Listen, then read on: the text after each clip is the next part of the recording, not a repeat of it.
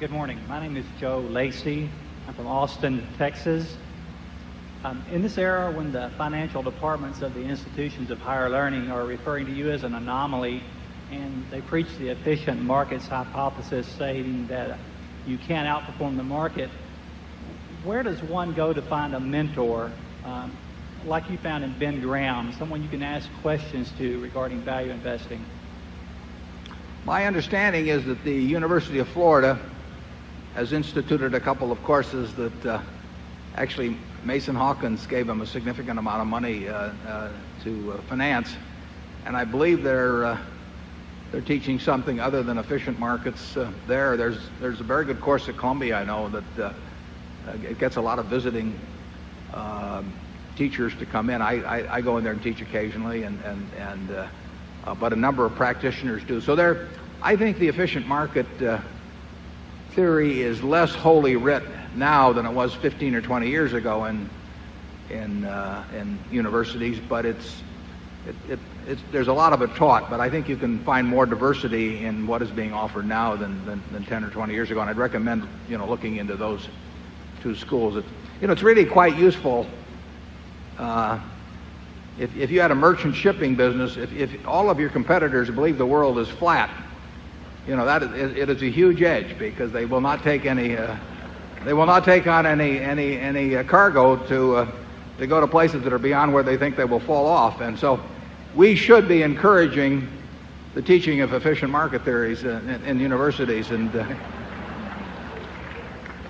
it amazes me. But I think one time that was it Keynes that said that most economists are most economical about ideas, that they make the ones they learn in graduate school last a lifetime.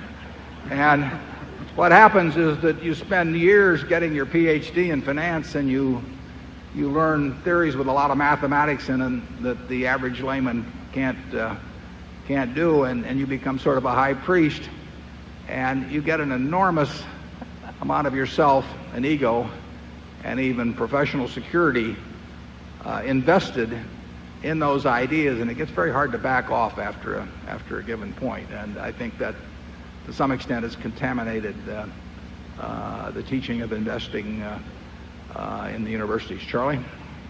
Well, I would argue that the contamination was massive. No. But it's waning.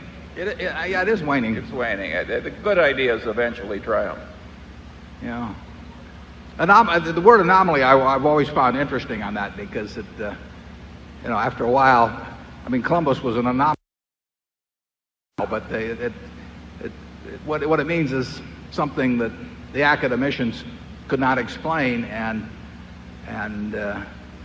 rather than re-examine their theories, they simply discarded any evidence of that sort as anomalous. And I think when you find information that contradicts previously cherished beliefs, that you've got a special obligation to look at it, and look at it quickly.